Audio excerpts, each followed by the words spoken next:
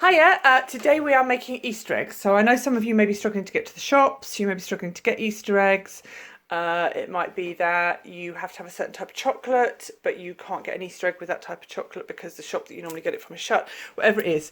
As long as you've got chocolate, a balloon, whatever sweets you want to put inside, greaseproof paper, and some string, then you are set to go. So Patrick is going to demonstrate. Now Patrick's never done this before, so we are going to talk him through it as we do it. This is a one chance kind of thing. We've got to get it right the first time. So Patrick has a balloon. Now what we've done, we filled the balloon with water and then we popped it in the freezer. Now it's not solid as you can see, but it is really cold. That will make the chocolate set quicker. So Patrick's going to dry the balloon because the condensation, because it's quite warm, has laid all around the outside of the balloon. So we need to dry the balloon. What have you done with the tea towel that we gave you? That'll do. Right, so he's going to dry his balloon very carefully. Very, very carefully.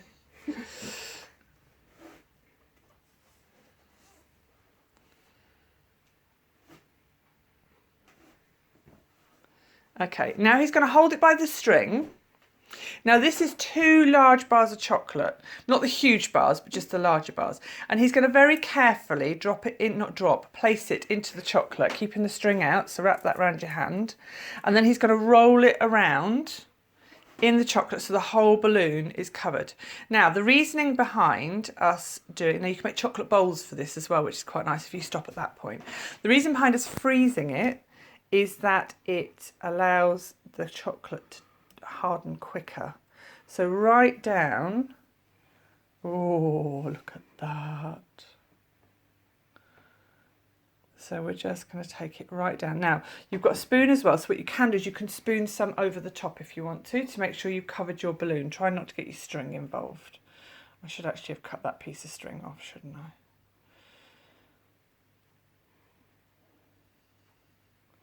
And as you can tell, the kids will love this one. And then there's always a bowl to lick afterwards because, quite frankly, that's the best bit. Don't know if you heard that. That was what was that, Patrick? Yay! Right. So we want to make sure we've got a really thick layer. So I am just going to very, very carefully roll it a little bit more. So Patrick, can you hold that for me while I roll? And I'm going to take it down. Now, we melted our chocolate in the microwave, and I know you're not meant to do that, and you're meant to temper it first. But as this is just a fun Easter activity, we're not worrying too much about doing it properly. Right, I'm going to stop there because our chocolate's hardening really, really quickly because I took it out of the microwave a couple of minutes ago. And we are just going to tie it off. Oh, this looks very precarious. Over the bowl so that whatever drips will drip into the bowl. Just like so. And we've just tied it to our our kitchen cupboards at the top. Now you'll find it's very, very thick at the bottom where it's starting to drip down. You can just spoon it off. What you need to do, in fact I will take over, Patrick can, there we go. Right, Patrick's now going to make a chocolate button. That's because we've got a hole at the top of our balloon. So he's going to put a dollop of chocolate onto some greaseproof paper. And just give it a little bit of a squidge. Just give it a little bang. That's it. You've got quite a large hole at the top. You might want to put a slightly bigger one on. How is that a button? Seriously, Witten, what is that? Right, take a good large dollop. Go across to your greaseproof paper. And just dollop. Dollop. Now that is a chocolate button. Seriously. Right, so we have got one we've made earlier that we can use. I'm just washing the chocolate off my fingers before I cover my phone in it. We've got one that we made earlier. Here we go. Now, I know Blue Peter style doesn't get any better than this. And we've also got 2 chocolate buttons that we made earlier because this one's not going to set. This now needs to go, this bit needs to go in the fridge. Can you pop that in the fridge for me, sweetheart? Thank you.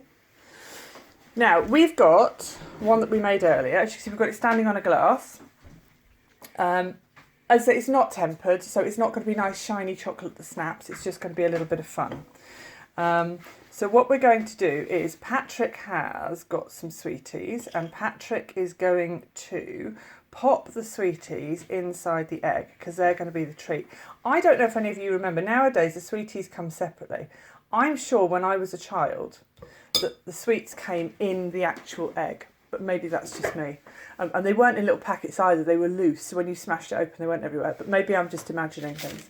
Right, Patrick, so you can pop your sweeties inside your Easter egg.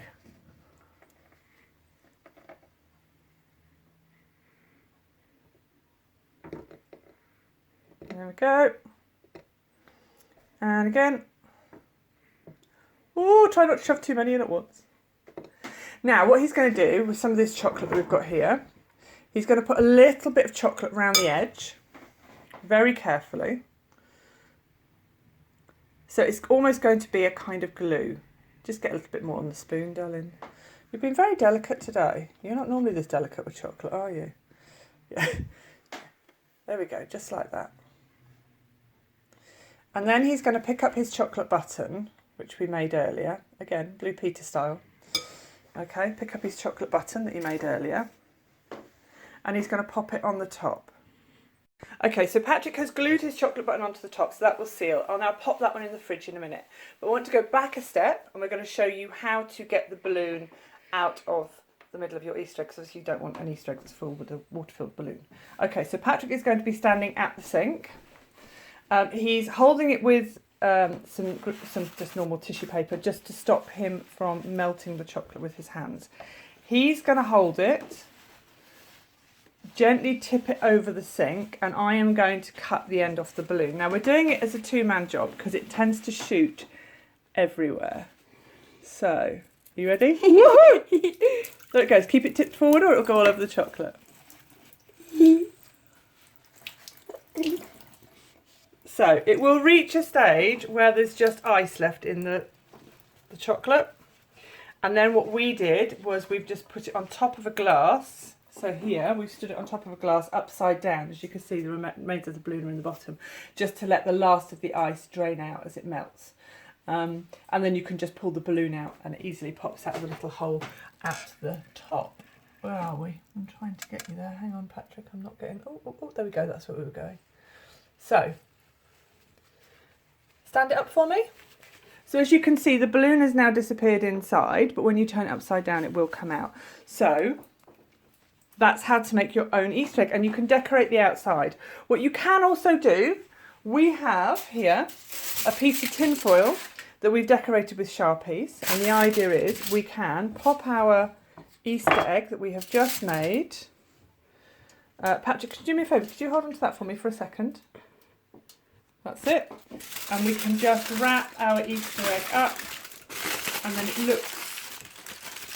Okay, let's be honest, it's not going to compete with the ones in the shop, but it's not bad for a homemade Easter egg. There we go. And that's how to make a homemade Easter egg with a balloon. Okay, see you tomorrow.